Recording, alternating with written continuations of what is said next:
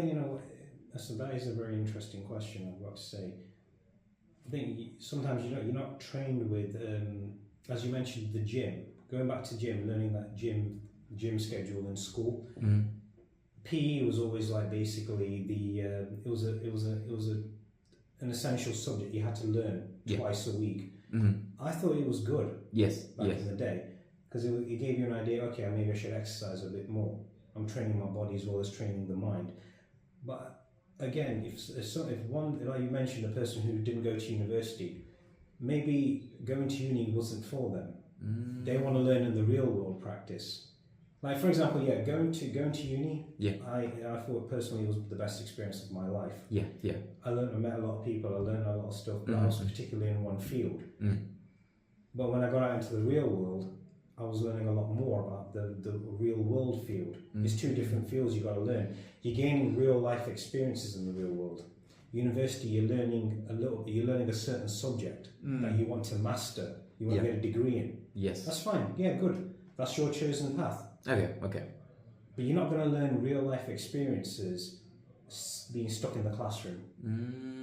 You can learn a little bit from YouTube videos, but in all honesty, you got to learn, when you get a real life experience, it's opened your mind to a lot more. That's so true. True. It has opened your mind to a lot more, because you can easily walk away and say, yeah, I've seen this happen, I know how it works. I've been through that, I know how this is going to play out. Like, for example, before we jump into I feel like you're interviewing me. This is a back and forth. This is a good back and forth. This is what you great. This is great. And it's like, for example, you've been in a bad relationship. You can say to somebody, just be careful. This has happened to me. I'm not saying it's going to happen to you, but just be a bit careful. Right, thanks to the advice. Maybe they're saying that for a reason. Not to get distracted and lose focus on what I need to do in life. That's just how it comes, dude. Pass your experiences on to the next generation so they don't make the mistakes you made. 100%. Knowledge shared is power. That's where it works. That's something one teacher I still admire, reading their books, they said, knowledge is not the same as wisdom. Now, if you look at it, because knowledge is knowing, wisdom is doing. Knowledge is absorbing all the information in the classroom. It's taking that knowledge, turning it into wisdom, and putting that into complete practice. Wow.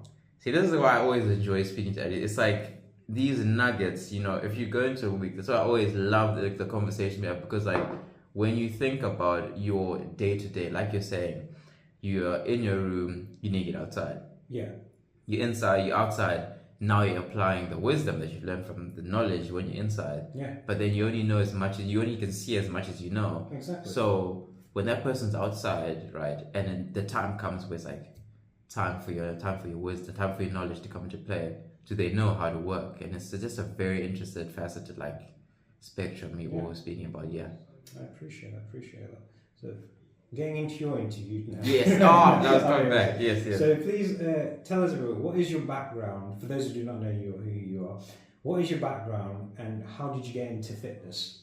So I would say my background is a very, very simplistic one in the start. I know it's a lot, but I'm going to take a seat back. And bless. I'm going to give you the time anyway. I'm not going to look at the clock. I'm just going to give you the time. The clock is very important, man. No, go for it. There it is. Yes, thank you. So pretty much I'm from Zimbabwe. A very, very amazing country in my view. There are a lot of different things that come into it. It's a country that's gone through a lot. The people of Zimbabwe are very, very diverse people.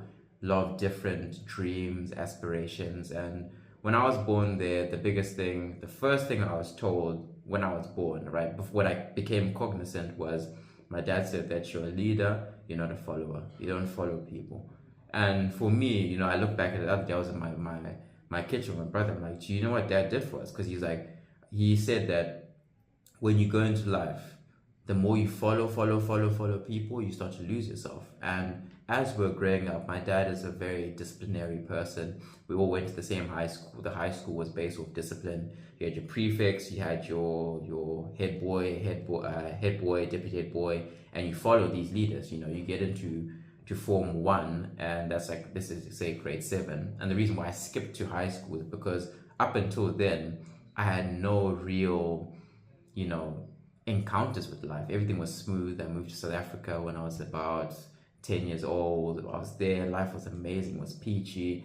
Dreams, like a dream life you'd want. And then as soon as we moved back to Zimbabwe, I really started to see life as it was. You know, in Form 1, I was a bit smaller, very small, very skinny. I had a bigger head on my shoulders compared to my body. So I used to get it like all the time, and the jokes would come through, you know.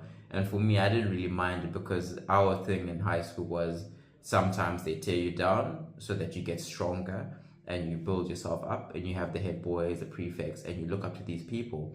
And these people at the time, when you're a very small human being, are huge, massive rugby players.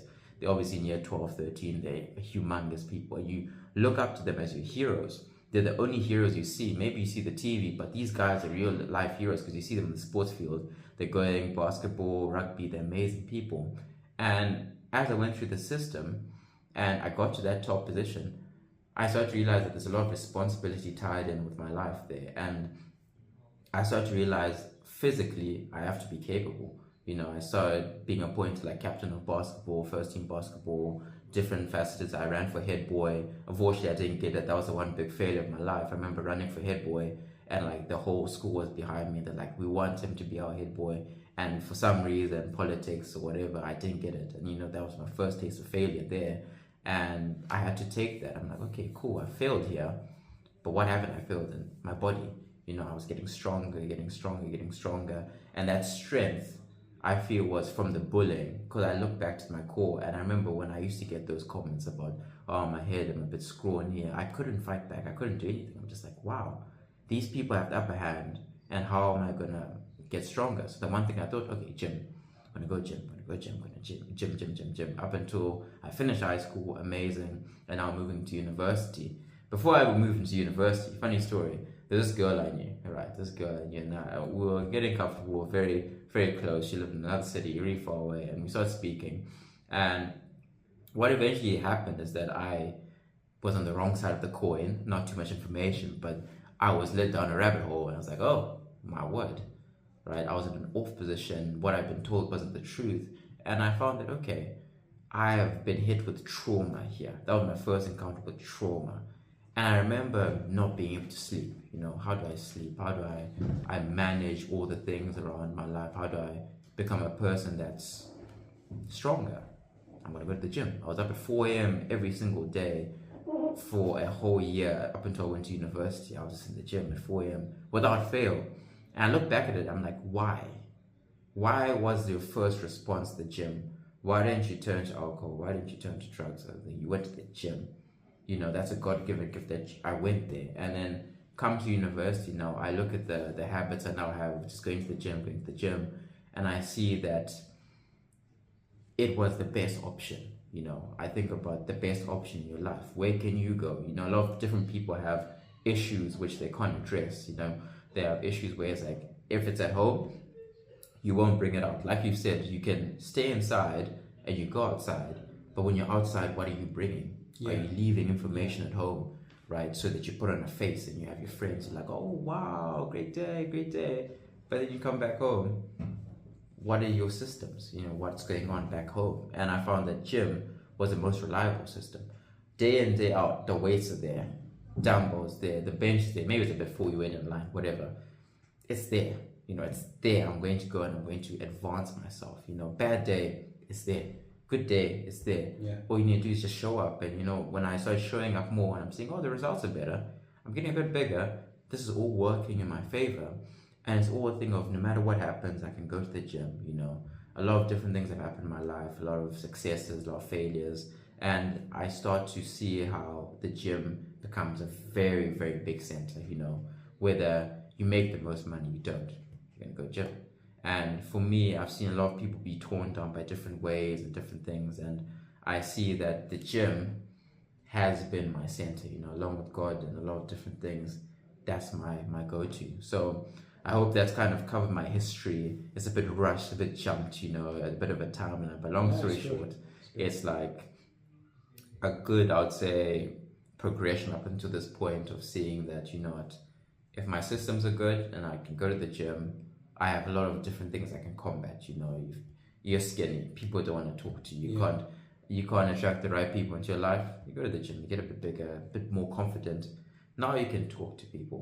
Why? You go to the gym. Yeah. I can't really move in certain areas. I go to the gym. Yeah. So I think overall, up until now, that's like my story. You know, I hope That's a good story. I liked thank it. you, man. I liked it. I mean, that's one of the things I love about this interview show, this podcast, whatever you like to call it. I like listening to the person's story. Yes. Whether you're an actor, you're a bodybuilder, you're a martial artist, you're a web developer. It's an interesting story to hear. Yes. That's why I invite guests on here, experts in various fields. It's all about the same people. When I started off doing this, it was all about the sports people. People who were all into sports. But then over time, I started breaking down the barriers. Okay, that sounds interesting. How'd you get into this field? Let's talk about it. How'd you get into that field? Let's talk about it. Come on the show whenever you want. I'm ready. And you compete in quite a lot of competitions as well, haven't you, recently? What competitions have you competed in? So I've gone to Niger last year in June, and then I got my first bronze medal there, which I would say was like my biggest achievement, because in the judo world, getting a medal is never guaranteed. You know, it's like the first round you go for judo, you have about 7 rounds, and you go into the first round. It's like a nice table of people fighting. The moment you win, you go up. You find another person, you know, the usual table. But if you lose the first round, you're out. So I had this thing where I would travel to lots of places. I've been to Morocco, Niger, wherever it is. You travel there, you train for about 3 days, 4 days, and then you go into the competition, right? Everyone else has been training. And the thing is that if you lose the first round, you would have gone there for about 2 weeks. Yeah. And then now you're gone, you're out. So with that, you know, going there in Niger, I won my first bronze medal. I went to Morocco a couple of months later. And the interesting thing is I went there, I'm like, you know what, I've still got this high from winning something. And it was September, I went there about a week before. I'd been training at home. I'm like, right, this is going to be a good venture, because I know that Morocco about a year before the competition, I went to Morocco again and I lost in the first round. So I'm like, no, I'm going to win. I go there, I kid you not, 10 seconds, I'm looking up at the ceiling and I'm looking at the light. I'm like, this guy's throwing me. He's holding me down. I'm looking at this bright light. I'm like, I've been here before. I've been in this exact place, because I find that when I fight, I have certain moments where I'm like, I could have seen this happening. You know, there's certain fights where I'm like, okay, God, please allow me to do my best here. Yeah. I'm like, okay, cool.